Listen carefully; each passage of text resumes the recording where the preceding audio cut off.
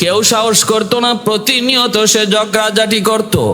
জিন্নাতগুলি তার জ্বালায় অতিষ্ঠ ছিল, অন্যান্য জিন্নাতদের বাচ্চাগুলি তার জ্বালায় অতিষ্ঠ ছিল, অতিষ্ঠ। ভাইরা বন্ধুরা, এই বালক ইবলিস আকাশের ফেরেশতারা যখন আল্লাহ কর্তৃক ঘোষিত হলেন জমিনের জিন্নাতদেরকে হত্যা করো, জিন্নাতদেরকে খতম করো, কারণ জমিন নষ্ট করে দিয়েছে জিন্নাতরা। প্রচন্ড মারামারি ঝগড়াটি রক্তপাতের দ্বারা জমিন ধ্বংস করে দিয়েছে, নাপাক বানায় দিয়েছে। অতএব যাও, জমিনকে পাক বানাও, এই জিন্নাতগুলিরে ধ্বংস করে দাও। ফেরেশতারা যখন জিন্নাতকে ধ্বংস করার জন্য জমিনে আসলেন, একে একে সবগুলি জিনকে ধ্বংস করতেছেন, তখন তারা বড় আদর করে ওই ইবলিসকে, ইবলিসের খবিসের বাচ্চা ইবলিস, এরে মায়া কইরা আদর কইরা তারা না মাইরা হত্যা না কইরা আকাশে উঠায় নিছিলেন। আল্লাহর কাছে আবদার কইরা, মালিক, জিন্নাতের এই বালকটা আমাদের বড় পছন্দ হয়েছে, বড় মায়া লাগতেছে, চেহারা সুন্দর, আবার জ্ঞান গরিমা আছে, কথাবার্তা অনেক সুন্দর। ও মালিক, যদি অনুমতি দাও, ওরে আমরা হত্যা না করে প্রথম আকাশে উঠায় নিয়ে ওরে পালবো, লালন পালন করব। আল্লাহ পাক রব্বুল আলামিন তখন বললেন, ঠিক আছে, অনুমতি দিলাম। ফেরেশতারা আদর করে মায়া করে তারা হত্যা না করে প্রথম আকাশে উঠে নিলেন। সেখানে যাওয়ার পর ইবলিস ফেরেশতাদের দ্বারা আল্লাহ পাকের ইবাদত বন্দেগীর তরিকা সে শিখলো, আল্লাহ পাকের গোলামি করার তরিকা শিখলো। ফেরেশতাদের কাছ থেকে আল্লাহ পাক রব্বুল আলামিনের কদমে সেজদা করা শিখলো। এ ভাই, ফেরেশতারা একবার যা শিখাইতো আর জীবনে তারে বলাইতে হতো না, জীবনে বলে দেওয়া লাগতো না। যা একবার শুনতো আর জীবনে কোনো দিন সেটা বলতো না। ভাইরা বন্ধুরা, ফেরেশতাদের কাছ থেকে আল্লাহ পাকের বন্দেগী, আল্লাহ পাকের গোলামি শিখলো। এমন ভাবে শিখতেছে, এমন ভাবে আল্লাহর গোলামি সে শিখতেছে, যার দ্বারা ভাইরা বন্ধুরা অল্প দিনের ভিতরেই সে ফেরেশতাদের চেয়ে ইবাদতের লাইনে আগায় গেল। প্রথম আকাশের ফেরেশতারা অবাক, আমরা যারা ইবাদত শিখাইলাম, আমরা যারা বন্দেগী শিখাইলাম, সে তো দেখা যায় বন্দেগীর লাইনে আমাদেরকেও পিছনে ফেলায় দিছে। হায় হায়, এত সুন্দর তার ইবাদতের তরিকা, এত সুন্দর তার সেজদা, এত সুন্দর তার রুকু, এত সুন্দর তার তাসবিহ পাঠ। ফেরেশতারা পর্যন্ত বলা বলি করতে লাগলো, একজন আরেকজনকে বলে, আরে আমরা তো আল্লাহ পাকের পক্ষ থেকে আদিষ্ট শুধু ইবাদতের জন্য, ইবাদত ছাড়া ভিন্ন কিছু করার ক্ষমতা আমাদের নাই। আল্লাহ পাক রব্বুল আলামিন যা আদেশ করেন তাই শুধু আমাদের মানতে আমরা বাধ্য, অমান্য করার কোনো সুরতি নাই, অমান্য করার কোনো আগ্রহী অন্তরে নাই। মানুষ আল্লাহ এইভাবে বানায় নাই, মানুষের অন্তরের মধ্যে আল্লাহ পাক দোনোটা প্রভাব দিয়ে দিছেন। যেমন ভাবে আল্লাহর হুকুম মানবে, না মানার ইচ্ছাও আছে, মানার ইচ্ছাও আছে, না মানার ইচ্ছাও আছে, বন্দেগী করার ইচ্ছাও আছে, গুনাহ করার ইচ্ছাও আছে। এই দুটা আকৃতি, দুটা স্বভাব আল্লাহ মানুষের ভিতরে দিয়ে দিছেন, জিন্নাতের ভিতরে দিয়ে দিছেন। কিন্তু ফেরেশতাদের ভিতরে আল্লাহ এমন ভাবে দেয় নাই। ফেরেশতাদেরকে আল্লাহ পাক শুধু অন্তরের মধ্যেই আল্লাহর গোলামি করার ইচ্ছা আর আকাঙ্ক্ষাই শুধু দিয়ে দিছেন। আল্লাহ পাকের অবাধ্য হওয়ার কোনো সুযোগ তাদের জীবনে নাই। ফেরেশতা আল্লামাহা ফুজুরাহা ওয়া তাকওয়াহা, আল্লাহ পাক রব্বুল আলামিন বলেন, ফাআলহামাহা ফুজুরাহা ওয়া তাকওয়াহা। মানুষ জাতির অন্তরের মধ্যে গুনাহ করার ইচ্ছাও আমি আল্লাহ জন্ম দিয়েছি, জিনের ভিতরে গুনাহ করার ইচ্ছাও দিছি, আবার নেক কাজ করার ইচ্ছাও দিছি।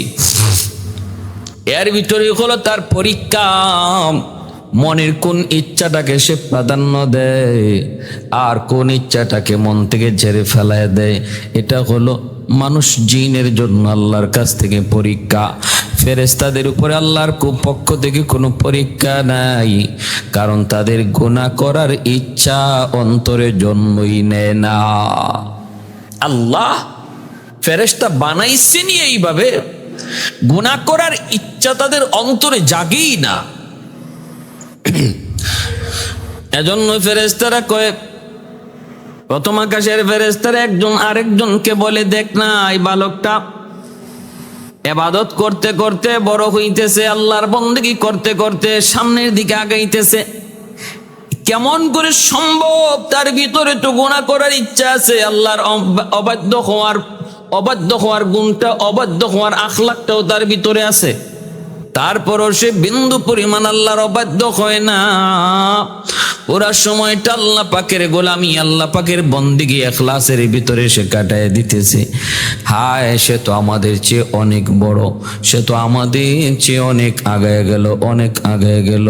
ফেরেশতারা তখন বলা বলি করে করে তার প্রশংসায় পঞ্চমুখ, চতুর্দিকে তার প্রশংসার প্রশংসা। এক পর্যায়ে ফেরেশতারা তখন তার নাম দিয়া দিল, উপাধি দিয়া দিল খাস। খাস মানে আলাদা, একজন আলাদা কিছু।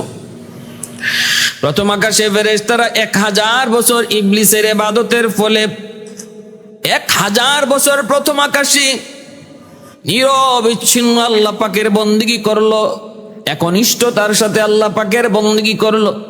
ফেরেশতাদের কাছ থেকে উপাধি পেয়ে গেল খাস। দ্বিতীয় আকাশের ফেরেশতারা মায়া করে তারা উঠায় নিয়ে গেলেন, সেখানেও ইবাদতের মাত্রা আরো বাড়াইয়া দিল ইবলিস।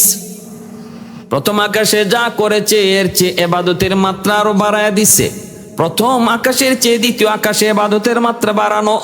দ্বিতীয় আকাশের ফেরেশতারাও তার পঞ্চমুখ প্রশংসায় পঞ্চমুখ বলা বলি শুরু করলেন। এত জানতেন কোন আল্লাহর গোলাম নয়, জানতেন কোন আল্লাহর বান্দা নয়।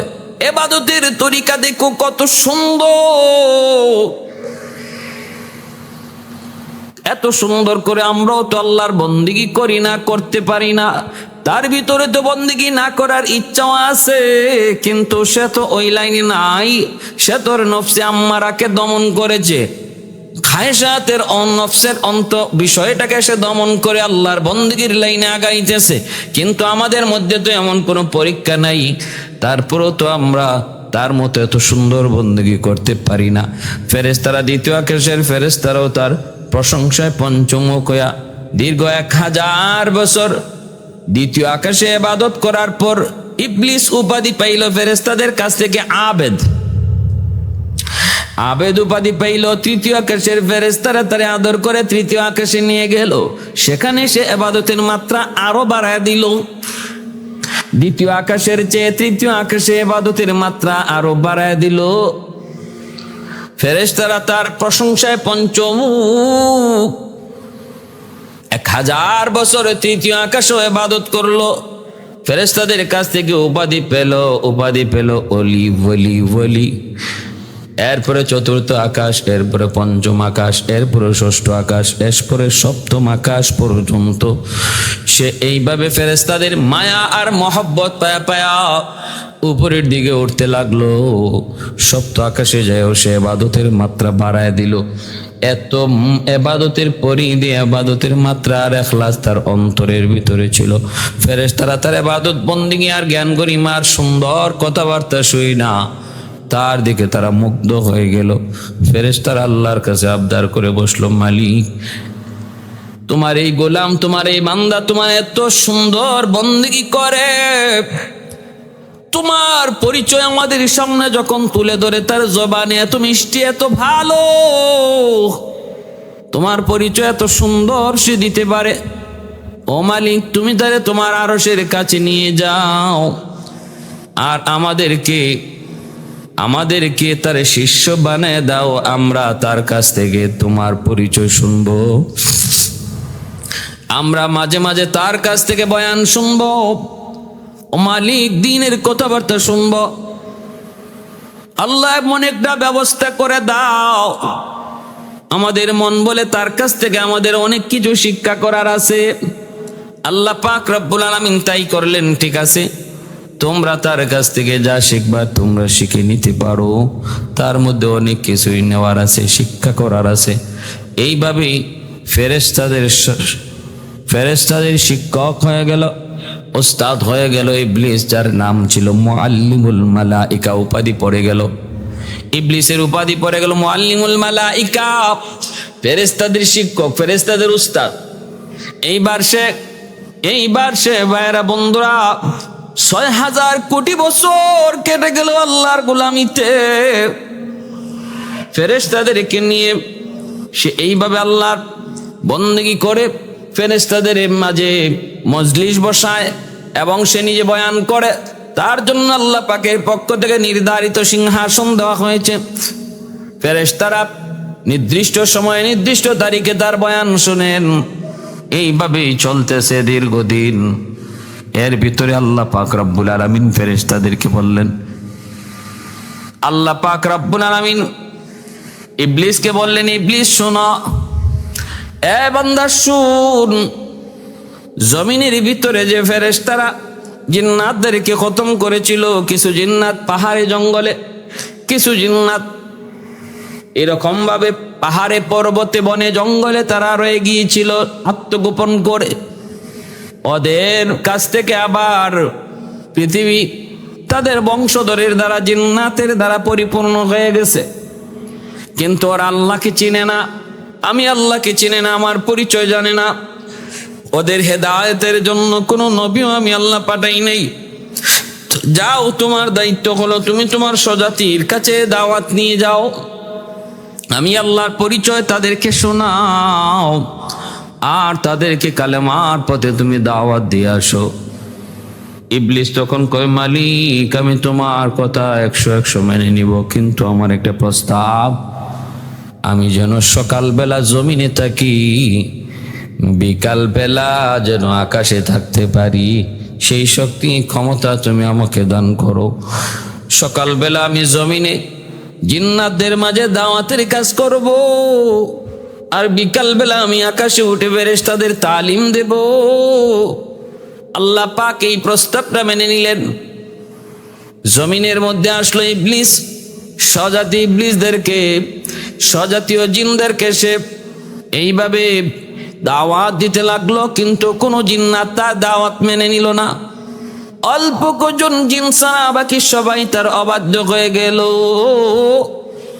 এমনকি তারে মারার জন্য, হত্যা করার জন্য তারা চেষ্টা করলো।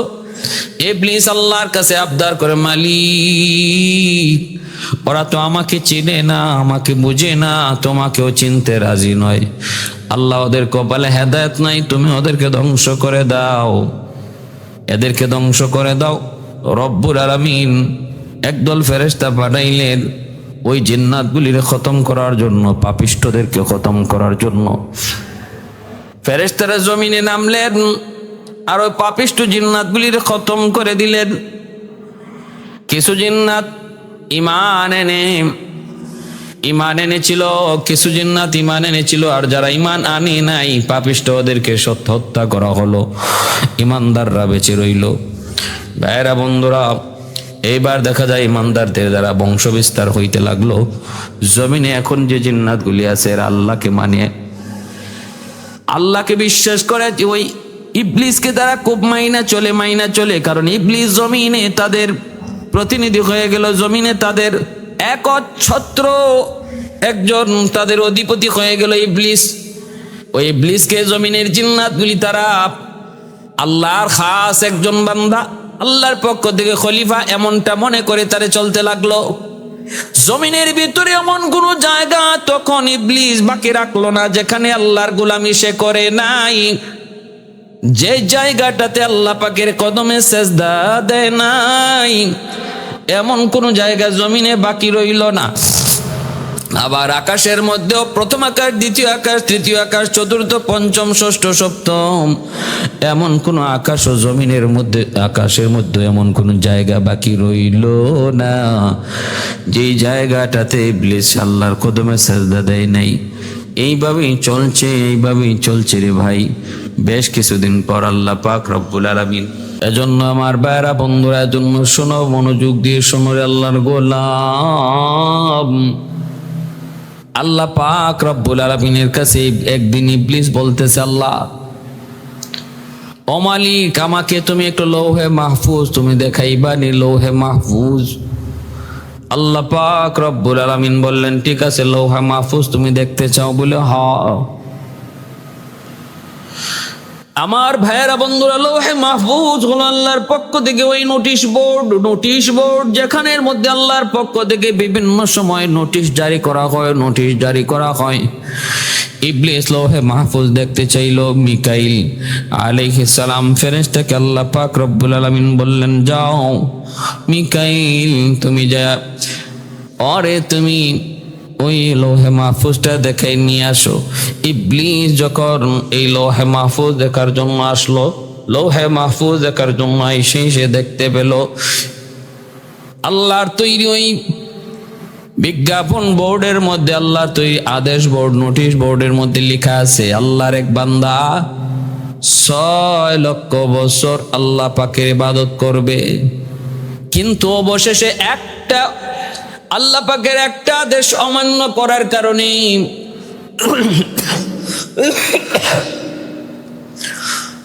আল্লাহ পাকের একটা আদেশ অমান্য করার কারণে সে আল্লাহর অবাধ্য হইয়া লানতের তখ্ত গলায় ঝুলাই আসে বিতাড়িত হবে, জান্নাত থেকে নেমে পড়বে। 6 লক্ষ বছর ইবাদত করার পরে সে আল্লাহর একটা হুকুম অমান্য করবে, তখনই সে অভিশপ্ত হইয়া নিচে নামবে, অভিশপ্ত হইয়া বিতাড়িত হবে। এই আদেশটা দেখা মাত্র ইবলিস কান্না করতে শুরু করলো এবং সে চিন্তায় পড়ে গেল, সাজদায় পড়ে আল্লাহর কাছে কানলো। ভাইরা বন্ধুরা, সে জানতে চাইলো মালিক কে সে। আল্লাহ বলেন, অচিরেই তুমি জানতে পারবা। ভাইরা বন্ধুরা, এরপর আল্লাহ পাক রব্বুল আলামিন বলে, ইবলিস একটু বল তো দেখি, আমার কোন বান্দা আমার নিয়ামত আমার অনুগ্রহ পাওয়ার পর সে যখন আমার হুকুম অবাধ্য করে, বিচার কেমন হওয়া উচিত? যার উপরে আমি আল্লাহর এত অসংখ্য অগণিত নিয়ামত, অসংখ্য অগণিত অনুগ্রহ, সে যখন আমার কোন হুকুম অমান্য করবে তখন তার কি শাস্তি হওয়া উচিত? ইবলিস কয়, কঠিন শাস্তি হওয়া উচিত। কয় আর কি? কয় আল্লাহ তার উপর তোমার লানত, তোমার অভিশাপ হওয়া উচিত। আল্লাহ বলেন, তাহলে কাগজের মধ্যে কথাটা লিখে তোমার কাছে রেখে দাও, এক সময় তোমার কাজে লাগবে। ভাইরা বন্ধুরা, আল্লাহ পাক তো আলিমুল গায়ব, তিনি তো সবকিছু দেখেন। আমি আপনি বর্তমান দেখি, ভবিষ্যৎ দেখি না, কিন্তু আল্লাহ পাক রব্বুল আলামিন তিনি বর্তমানও যেমন দেখেন, তিনি ভবিষ্যৎও তেমন দেখেন। আল্লাহর কাছে বর্তমান ভবিষ্যৎ অতীত বলতে কিছু নাই। এজন্য ভাইরা বন্ধুরা একটু খেয়াল করে শোনো। ভাইরা, আল্লাহ পাক রব্বুল আলামিন তিনি তো জানেন তার হালত, ভবিষ্যৎ তার কেমন হবে, কোন অবস্থায় যাবে। এ ভাই, এজন্য বলতেছি একটু মনোযোগ দিয়ে শোনো। আল্লাহ পাক রব্বুল আলামিন তখন বলে, ঠিক আছে কিছুদিন পরেই তুমি জানতে পারবা সে কে। ফেরেশতারাও কিছুদিন পর তারা ওই বিলবোর্ডের মধ্যে, নোটিশ বোর্ডে লেখা দেখতে পেলেন, অচিরেই এমন এক অচিরেই তোমরা দেখতে পাবা। একদিন কিছুদিনের পরে অন্তরে ভাইরা বন্ধুরা, ফেরেশতারাও দেখতে পেলেন অচিরে আমার একটা বান্দা আসে, আমার রোশানলে পড়বে, আমি আল্লাহর গজবের মধ্যে পড়বে। অথচ সে দীর্ঘদিন যাবৎ সে আমার বন্দেগী করতেছে, চূড়ান্ত পর্যায়ের বন্দেগী করে, কিন্তু অল্প দিনের ভিতরে সে আমি আল্লাহর গজবে নিপতিত হবে। ফেরেশতারা যখন এই কথাটা তারাও দেখলেন, ইবলিসের কাছে দৌড়ে আসলেন। আয়েশা তারা বলতেছেন, আমরা তো চিন্তায় পড়ে গেছি, এখন কি করব? কে সে? আল্লাহর বান্দা। আল্লাহ বলেছেন তার এক বান্দা, আমরা তো ফেরেশতারা তার গোলাম, তার বান্দা, তাহলে আমাদের উপরে আল্লাহর কোনো গজব এসে পড়ে কিনা আমাদের ভয় হয়। ইবলিস তখন মুচকি হেসে বলতেছে, আরে রাখো, এত টেনশন করো না, তোমরা দেখছো আজকে, কিন্তু আমি তো এই লেখা দেখছি বহু আগে আমি এই লেখা দেখছি। আরে আমাদের ব্যাপারে কোনো টেনশন নাই, তোমাদের ব্যাপারে কোনো টেনশন নাই, এটা আমাদের ব্যাপারে নয়, এটা দুনিয়ার জিন্নাতদের ব্যাপারে, আমাদের ব্যাপারে নয়। এই কথা বলার পরে ফেরেশতারা শান্ত হতে পারেন না। ফেরেশতারা বলতেছে না, আপনি আল্লাহর কাছে একটু দোয়া করেন, আল্লাহ যেন আমাদেরকে এই গজব থেকে রেহাই দেয়, মুক্তি দেয়, আল্লাহ যেন আমাদেরকে বাঁচায় রাখে। ইবলিস কয় তাহলে ঠিক আছে, হাত উঠাও। ইবলিসও হাত উঠাইলো, এইবার ফেরেশতারও হাত উঠাইলো। ইবলিস হাত উঠায় বলতেছে, মালিক তুমি তোমার এই গজব থেকে ফেরেশতাদেরকে রেহাই দিও। কিন্তু অবাক করার বিষয় হলো, নিজের কথা বলতে ইবলিস ভুলে গেল রে ভাই। আল্লাহর গজব থেকে বাঁচতে ফেরেশতাদের জন্য দোয়া করে, নিজের কথা বলতে ভুলে যায়। এটাই আসমানের ফয়সালা, এটাই আল্লাহ পাকের কুদরতি ফয়সালা, কুদরতি ফয়সালা। ভাইরা বন্ধুরা, আল্লাহ পাক রব্বুল আলামিনের নোটিশ বোর্ডে যখন লেখা হলো অচিরেই তোমরা এই বান্দার প্রকাশ পেয়ে যাবা, এর কিছুদিন পরে ইবলিসের অন্তরের ভিতরে আস্তে আস্তে অহংকার জন্ম নিতে লাগলো।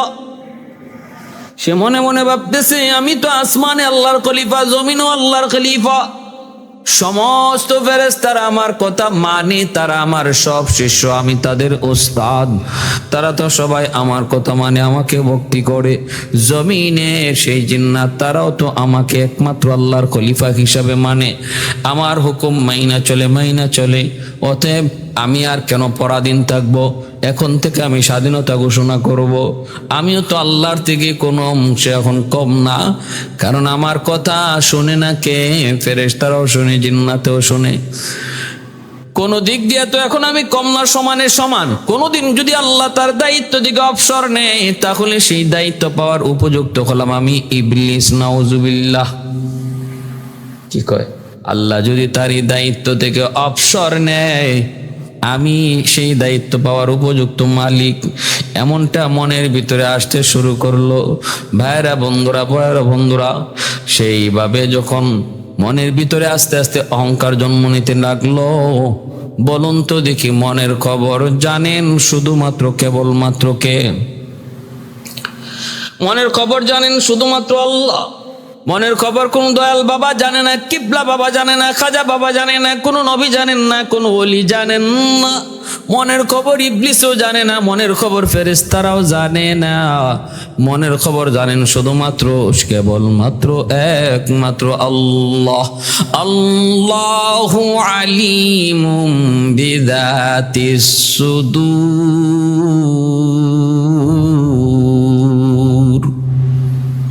আল্লাহ পাক রব্বুল আলামিন বলেন, মনের খবর জান্নাওয়ালা শুধুমাত্র কেবলমাত্র আমি আল্লাহ।